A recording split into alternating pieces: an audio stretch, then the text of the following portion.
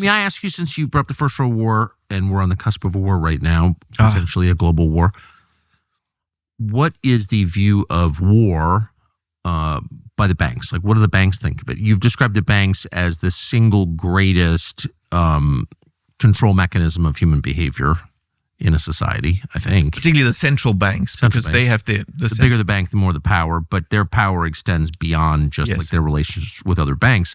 Their power like determines a lot of what happens in your country. Yeah. And they're not under the control of voters, right? So it's an extra democratic institution, which happens to be the most powerful, which is like crazy. I'd love to know how that happened. But how do they feel about war? Well, central banking and warfare are very closely linked. As I said, I mean, the modern major bank, the first modern major bank and central bank was the Bank of England, of course. And in the very act of parliament, the law founding it, it says this institution and mechanism, because they didn't want resistance. They don't mention Bank of England. What we're doing here is establishing the Bank of England. They kept that secret. We're doing a new mechanism by these investors to raise and lend a lot of money to the government, namely by establishing a company. Will be allowed to establish a company, that's the Bank of England, in order for what? In order to wage war. It was in order to make war. So they're closely linked. And of course, if you look at its founding document, it says that. In exactly the Act of Parliament establishing the Bank of England, it said the purpose is to make war. Do you know why the Federal Reserve was established? And there was a rush to establish it for 1914. The year the First World War started. Exactly. Destroyed Europe. Yeah. And again, it was done with subterfuge. I mean, they're gathering everyone on the 23rd of December, 1913, when nobody was there. And then also introducing income tax. That's also at the Bank of England. It was established together in the same act, calling for establishing new taxes. Why?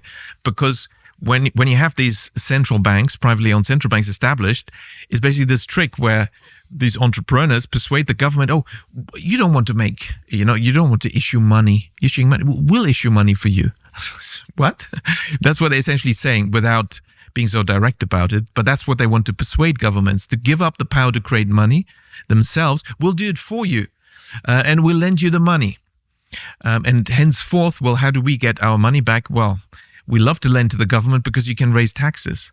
And that's why taxes were introduced. The federal income tax didn't exist before the creation of the Fed. It was also created in 1914. So you couldn't have one without the other? Well, whenever a central bank is created, they introduce new taxes, one way or another. Yes. And the central bank of the United States, the Fed, was created right before the war. I mean, yes, right before the war, exactly. A few months before the war. What was the role of the central banks during that war, the most important war in the last 1,000 years? Yeah, well, it was really at the pinnacle of the war economy. There's no doubt about that.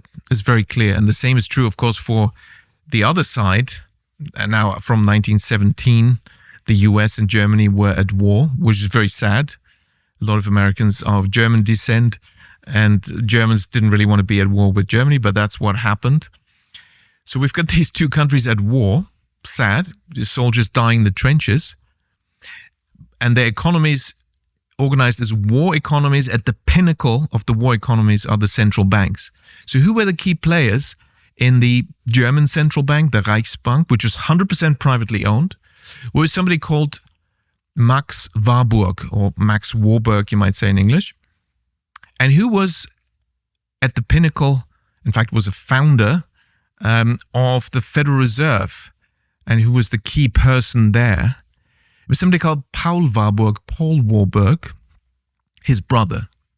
But of course, the soldiers have to kill each other, and these two countries are at war. Wait. The head of the German central bank and the head of the American central bank were run by brothers during a war between the U.S. and Germany? Yes. Now, I have to qualify. They weren't the formal governors, but they were the key people. So we want to brag, but this has got to be the most pro-dog podcast on the entire internet. They're almost always dogs, actually, just off camera. So dogs are non-negotiable. Dogs are the best, and people who love dogs really, really love them. We can relate. And so for that reason, we are thrilled to announce a new partner called Dutch Pet. It's the fastest growing telehealth service for your pets. It's on a mission to create affordable, quality veterinary care at any time, no matter where you are. They'll get your beloved pet what they need, and they do it at a high speed. And by the way, if you ever brought your dog to the vet, the dog doesn't like it. They can smell the darkness sometimes. It's true. Sometimes you have to go to the vet, but if you can avoid it, you should, and you want to. And Dutch.com has vets who can treat over 150 animal conditions with just 10 minutes on the phone.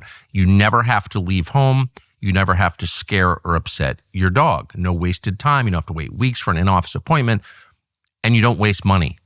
Unlimited visits and follow-ups for no extra cost. Free shipping on all products for up to 5 pets. Membership starts as little as $11 per month, and Dutch.com saves most customers nearly $1,000 a year. We use it. It's awesome as dog owners. It sounds too good to be true, probably, but it's absolutely real. Visit Dutch.com/Tucker to learn more. Use the code Tucker for up to $50 off your veterinary care plan per year. That's a year of unlimited vet visits for $82 a year. Your pets and your wallet will thank you. This is going to change the game, and we're proud to be partnered with them. Did anyone notice this? Well, some people did. I mean, probably encouraged not to notice that. With Paul Warburg, it was obvious because until 1911, he was a German citizen. He'd only just come over for that purpose to set up the Fed. And he was speaking, half German, basically, when he spoke English. So, it wasn't, if you were looking for some details, you'd quickly find this. How did the brothers do during the war? Were they destroyed? Were their fortunes taken away? Oh, no.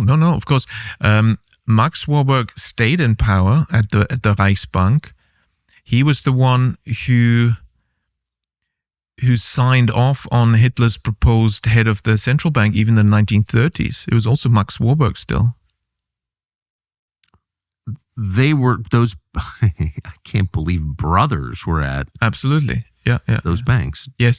And of course, I don't want to just, pinpoint the Warburg family, but, there's other families and there's many families. There's JP Morgan, and they're of various backgrounds and ethnic backgrounds and whatever. But the principle is we do have... that it's an inside game.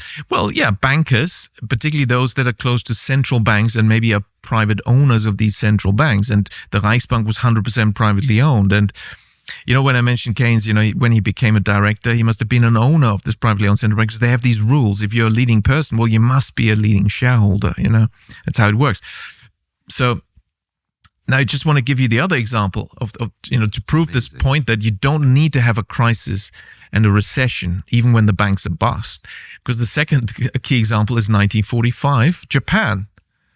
Even Japan. So the Bank of Japan knew very well how to get out of these problems because in 1945 it was much worse. The banks were 100% bust. They were lending to the government, East Asian Greater Prosperity bonds, basically war bonds of a country just defeated. You could trade them in the flea market for almost nothing. And secondly, forced munition loans to, the military industry, most of which was also bankrupt or was not even in Japan any longer because the country of Japan shrank a lot, right, after 45. The whole of Manchuria, no longer under Japanese influence. Yes. Taiwan and Korea were intrinsic parts of Japan until 1945 for half a century. Philippines, Vietnam. Of course, these were added, during the Second World War. But, Korea and Taiwan were already for 50 years were part of Japan. 1905. Exactly. So these banks were bust because all these loans had no value. It's like 100% non-performing loans. What do you do? Is 1945 a good moment to have a big banking crisis and long recession? No, because they had bigger problems. Most cities were devastated by these incendiary bombs and the carpet bombing of civilians, also like in Germany. So then you don't want a banking crisis and recession. What do? Well, you don't need to have one. The central bank buys the non-performing assets at face value and the problem is solved. And that's what they did. So you can't tell me the Bank of Japan didn't know what to do.